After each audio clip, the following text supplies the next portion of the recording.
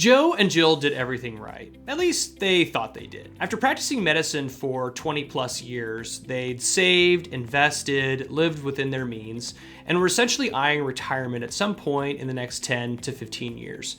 Maybe not even retirement, just kind of a less work, more play, more travel type of lifestyle. But when we sat down to look at their finances and really build them a financial plan, a few gaps or omissions or inefficiencies immediately came to mind. In the course of working with lots of physician households, I noticed that there's maybe a few different things that tend to come up more often when we talk about gaps or omissions as it pertains to retirement planning in the overall context of a financial plan. And so I thought, what better way to address some of those topics than to put out a whole video on the topic. And so that's what we're gonna do today. I put together 5 topics that I find docs often overlook when it comes to retirement planning. We'll go through each one. First and foremost, one of the most common things I find, whether it's someone who just became an attending or someone who's looking to retire in the next 5 years, is that they are either holding too little or too much cash.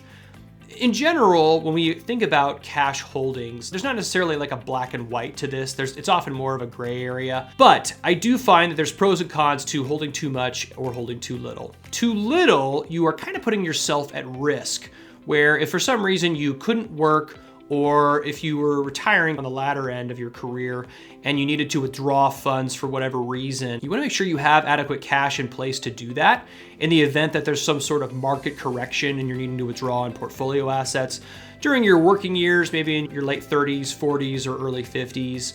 It's kind of the opposite, where if for some reason you couldn't work for 6 months or something, hopefully or probably you have some sort of disability insurance through work and maybe ideally a personal policy.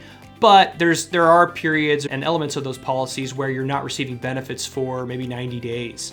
And you want to make sure that you have adequate cash flow to meet your familial needs, your personal spending needs, whatever those might be, without having to take on a bunch of credit card debt, personal loans, and the like. Having too little cash can put you at risk for that. On the opposite end of the spectrum, too much cash, you essentially pay an opposite expense. Instead of a risk expense, you kind of pay an opportunity cost, where if you need $100,000, let's say, is your kind of ideal number, you have $500,000 in cash. $400,000 of that cash is being used for more or less nothing. If it's in a high yield savings account, hopefully it's getting 3 to 4%, kind of our current interest rate environment. It's equally possible it's just in a checking account. I find that very often where it's getting no interest. And so with the realities of inflation eating away at the purchasing power of your dollars every day, every year, you are basically losing money in holding that money, that excess cash. So putting it to work can be a really great option or outcome for that. You know, what is the right amount for a physician household to hold in cash, for you as a doctor to hold in cash at any given time?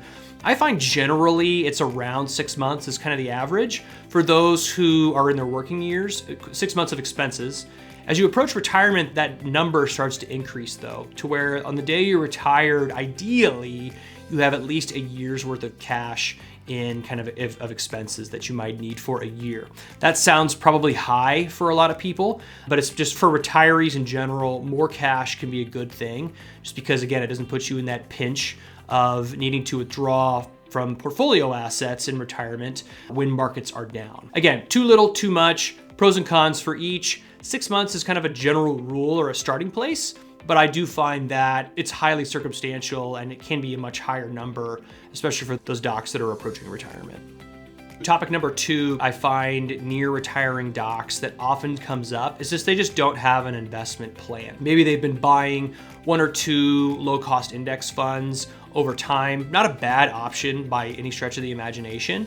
But I tend to find, especially in the last 10 or 15 years, that becomes a concentration of, if they're buying individual stocks, it's like 10 or 15 names that are typically very large or almost mega cap technology companies, especially how well they've done in the last 10 or 15 years. Maybe it's an S&P 500 index fund. Again, none of these are bad per se, but often I think that there's just not really a plan or general approach. It's like, oh, I saw this name on the news, I'm gonna buy shares in that. Oh, my colleague told me owning an S&P 500 index fund is great. I've just done that. Again, neither is wrong or bad per se, but I do find that there are more optimal ways to go about doing it, and that in looking at how do we build out a portfolio that is diversified to reduce risk overall within our kind of our overall allocation of assets, and really doesn't expose us to as much risk when it comes to long-term investment, that we are not just beholden to 5 or 6 technology companies. Especially for those who are nearing retirement, if you're kind of within 10 years of retirement, it's not a bad idea to start increasing exposure to maybe international asset classes or some exposure to small cap companies or emerging market companies, or especially just reducing equity exposure in general to reduce the volatility in your portfolio, to where if you are 55 and wanting to retire in 7 years, that if we have a huge market correction in 3 years, the value of your overall investment portfolio doesn't just drop in half overnight. And so I often just find that making sure that we are building an asset allocation that's risk adjusted for the objectives or goals of that physician household, and really for not just the doctor themselves, their spouse as well, and for their family dynamics in general, is really, really important in building a financial plan that's suited to their needs. And it's just something that I think is commonly overlooked, and I just repeatedly see coming up especially when we're bringing on new physician households, something that we constantly address. So something I think is important to denote as well. 2 final points within that is just that often I find is the repeated emphasis on investing in certain companies is that there's not really any rebalancing within a portfolio for a lot of doctors, especially maybe for their 401k or 457b or 403b as well. If they're building their own portfolios, often they haven't rebalanced it in a while, to where certain asset classes have outperformed, some have underperformed, and so they start becoming concentrated in different asset classes without even really realizing it. Target date funds can take some of that off the table and remove some of that, but I think it's just something to consider as well, especially for those that are approaching retirement, and certainly those in retirement. But I think it's just starting to think about, how do I create a drawdown strategy in retirement using the different assets that I might have accumulated over that time frame. Maybe I have a pre-tax 401k, a Roth IRA, an IRA, 457b. How do I make all of these play well together to essentially create a tax-efficient income stream for me in retirement? That's going to be heavily dependent on each individual's financial circumstance, but something I just see that's really not thought about. Oversight number 3, and it's within that same vein of drawdown, I think it's just not having a tax plan. A lot of doctors, their household is making $500,000 to $800,000 a year, and they are making Roth 401k contributions. And while that's not a wrong decision per se, there is a strong argument to be made that as part of a comprehensive tax plan for not only during their working years, but the rest of their entire life, well into retirement, that perhaps pre-tax contributions might make more sense in that instance, coupled with, for example, a backdoor Roth IRA strategy for them and their spouse. So I think it's common things like this. Maybe they're just focused on, what can I do this year to reduce taxes? When the reality is, or the better question might be, what steps can I take today to reduce my lifetime tax burden, both in my 40s, 50s, and 60s, especially, into my 70s, 80s, and 90s. And I think that's just something that most advisors, and especially most doctors, just don't really have on their radar. And why would they? You're seeing tens of patients a day, hundreds a month, and charting and tracking RVUs, meeting with partners, or dealing with hospital administration on a whole host of topics. Making sure that your taxes are aligned with your objectives are probably not at the top of your priority list, and very understandably so. I think that's one thing that's very much worth consideration. What strategies can we implement today? So speaking of life and living in general, one of the big oversights that I commonly find for doctors that we work with is just a lack of focus on getting an estate plan either in place, or making sure that one that was put in place has been updated to reflect their life circumstances 10, 15, 20 years after they maybe executed those documents.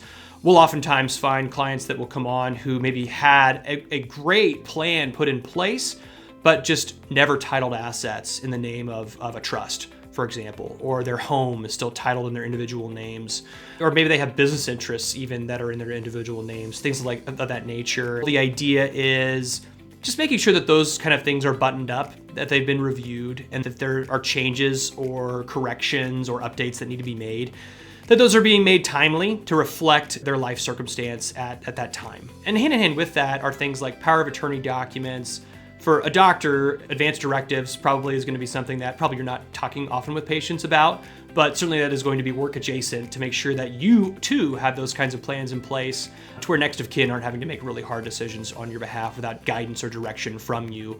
All really good things to consider. And I would kind of lump within estate planning too, just kind of like liability and risk mitigation in general. I don't sell life insurance, but life insurance is kind of part of this discussion. If you have those that are maybe dependent on you for income or for kind of your lifetime earnings, your ability to generate assets and wealth over time, having something to protect them in the event that you're no longer around, or that if you die prematurely or early, is really, I think, really important, at least to kind of have the conversation. In tandem with that, I think it's just liability protection. If you own real estate, for example, having it in an LLC can be a really great option to consider, at least. If you have business interests, that those are in an LLC, for example, as well, just to kind of protect you in the event that something goes wrong with one of those business interests, that you are not personally on the hook. As a physician, you probably are aware of this, but it's always a good reminder that doctors have a little bit of a red bullseye on their head for liability. We live in a litigious society, and so taking steps to kind of prevent or mitigate risk to you, I think goes a really long way in general. So topic number 5, and really the final one, the final oversight, if you will, I think it's just kind of like a lack of a plan. And a lot of these kind of fall under that umbrella. If we haven't looked at our estate plan, we haven't built out a tax plan, we're investing haphazardly, or whatever we hear on the news or on financial news networks or whatever, wherever we're picking up stock tips or whatever, we're kind of just going at it haphazardly. And maybe we've done well, maybe not so much, but we just don't really have a comprehensive plan. We don't have transparency into our finances, and we don't really have a direction for the way that we are going. I think that is one element of kind of this whole discussion or topics that come up often with the doctors that I talk to. But in tandem with that, a lot of doctors work into their 60s and their 70s, many because they love it, which is fantastic. Don't get me wrong. But I think many just because they have worked so hard for so long that more or less their career has become who they are. And they really can't imagine a life outside of that. And to be clear, that is also perfectly fine. Absolutely nothing wrong with that, if that is what you as a practicing physician, as a doctor, are looking for from life. But 2, there's statistics that the average retiree watches 40 plus hours of TV in a week, just because they go from working to retirement and they just don't have a lot of direction and really haven't taken a lot of time to pre-think or plan on how am I going to fill my days? A lot of people, especially for doctors, I think, you're in a high pressure career and a role that has a lot of responsibility, that does a lot of very important things, and has a really big impact on people's lives. There aren't a lot of professions like that.